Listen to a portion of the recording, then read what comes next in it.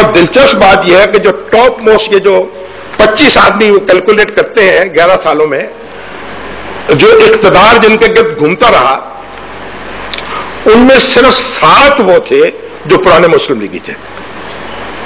وہ 1940 کے عشرے میں مسلم لیگ میں شامل ہوئے تھے.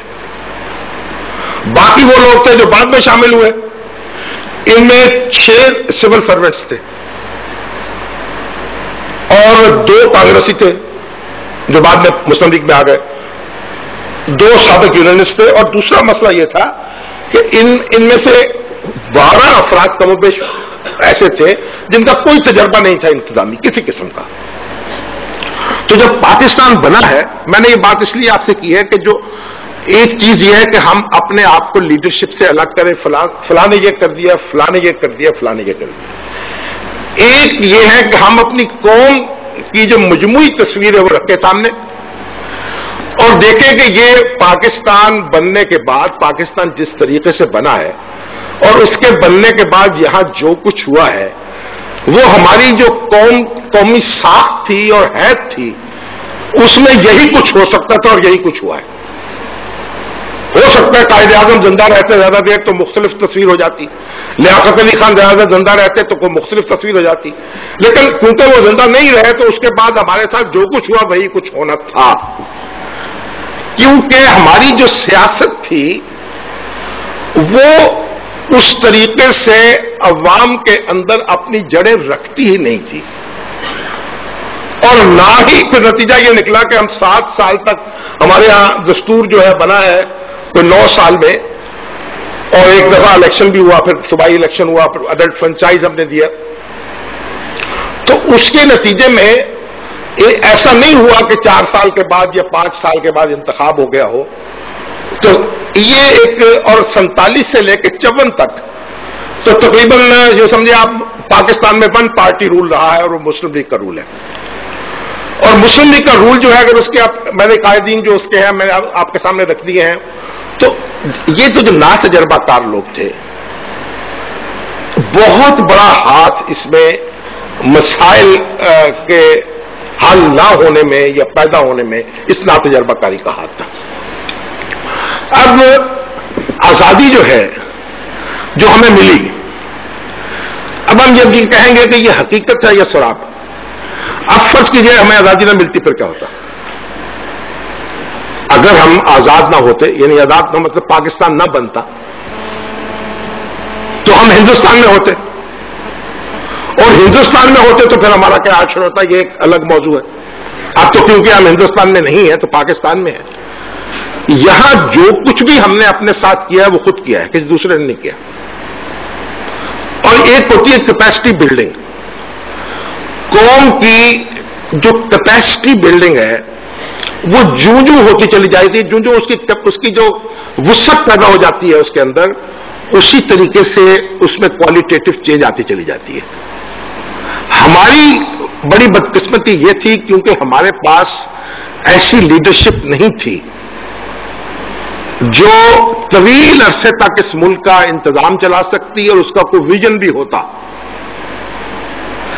اس وجہ سے ہمارے معاملات جو ہیں وہ ہمارے ہاتھ سے نکل گئے. بھارت میں پنڈت جواہر لال نہرو جو تھے وہ وزیر اعظم بنے اور 17 سال انہوں نے اس ملک پہ حکومت کی. اور پنڈت جواہر لال نہرو وہ آدمی تھے جو تحریک آزادی جو ہے اس کے حقیقی لیڈر تھے. مہاتما گاندھی کا بڑا رول ہے ایک اسپرچل لیڈر کے طور پر، ایک گائیڈنگ لیڈر سول کے طور پر. لیکن عملاً اگر آپ دیکھیں تو تحریک آزادی کی جو بالفعل قیادت ہے وہ پنڈت جواہر لال نہرو کے ہاتھ میں تھی. انہوں نے کئی سال گرفتار ہوئے، جیلیں کاٹی، اور جگہ جگہ پورے ہندوستان میں ان کے ورکرز موجود تھے، ان کی پارٹی موجود تھی، ان کو آرگنائز کیا. وہ ان کے ہیرو تھے. وہ ایک بہت بڑے انٹلیکچوئل تھے، ایک بہت اعلیٰ کوالیفائڈ اور اعلیٰ تعلیم یافتہ شخص تھے. اور جیل میں پھر انہوں نے اس طرح اپنے آپ کو یعنی آپ دیکھیں ان کے والد جو تھے موتی لال، وہ تو بڑے ایک سہولت پسند وکیل تھے اور بہت دولت مند آدمی تھے. लेकिन पंडित जवाहरलाल नेहरू जब तहरीक आजादी से वाबस्ता हुए और उन्होंने उसमें वो जेल चले गए, तो मोतीलाल ने अपने बेटे की मोहब्बत से मजबूर होकर अपने आप को बदला है और तहरीक आजादी में शमूलियत उस तरीके से इख्तियार की है। और अपने बेटे की जेल जाने की वजह से उन्होंने अपने कमरे से पलंग उठा दिया, जमीन पे सोना शुरू किया और फिर अपने आप को डी क्लास किया। यानी वो एक बहुत बड़े रईस थे और उन्होंने आम आदमी की जिंदगी इख्तियार कर ली।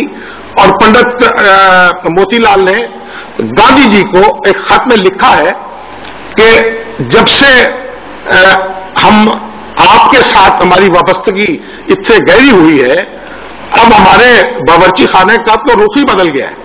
ये वहां कांटे थे, वहां छुरियां थी, वहां चम्मच हुआ करते थे, वो मेज और कुर्सियां, अब तो दाल होती है और हाथ होते हैं और जमीन होती है और हम बैठ के खाते हैं। ये चिट्ठी उन्होंने लिखी, उसमें लिखते हैं। तो पंडित जवाहरलाल नेहरू जो थे, उन्होंने कई बरस, एक 20-22 बरस उन्होंने तहरीक आजादी में गुजारे और उसकी क़यादत की। और हर शख्स जो है हिंदुस्तान का रहने वाला जानता था, खा वो सरकारी अफसर हो, खा वो जर्नैल हो, खा वो पॉलिटिकल वर्कर हो, खा वो किसी दूसरी जमात से ताल्लुक रखता हो, खा वो किसी दूसरे मजहब से ताल्लुक रखता हो, कि पंडित जवाहरलाल नेहरू के पाए का कोई दूसरा आदमी नहीं है और उनकी एक टॉवरिंग पर्सनैलिटी के सामने किसी का दिया नहीं चल सकता था। ये उनकी पोजीशन थी। तो जब उन्होंने 17 साल उनको मिले वजीर आजम के तौर पर, तो उनका एक अपना विजन था डेमोक्रेसी का, एक सेकुलरिज्म का, एक सोशलिज्म का। उस विजन पर उन्होंने अपने मुल्क की बुनियादें जो है वो मजबूती से खड़ी कर।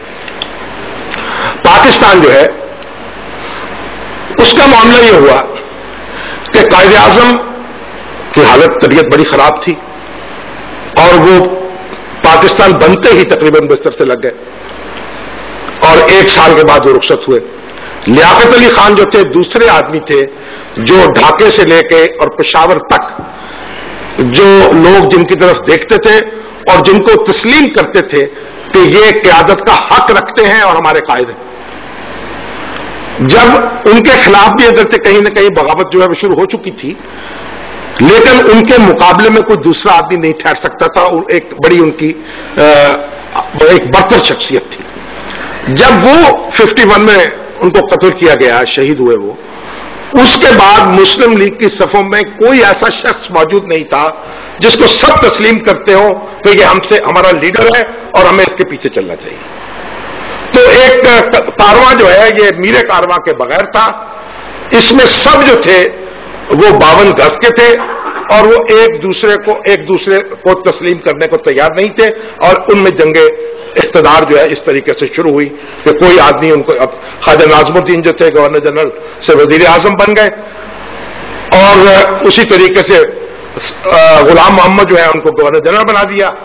अब ये सारे काम जो है जिन्हें आप मोहल्लाती साजिश कहें या कुछ कह लें, ये बंद दरवाजों के पीछे ये काम हो रहे थे और अब हम जब उनमें बड़ी बड़ी साजिशें तलाश करते हैं, लेकिन हकीकत यह है, बड़ी दिलचस्प बात यह है कि जिस वक्त लियाकत अली खान शहीद हुए हैं तो हमारे जो बंगाल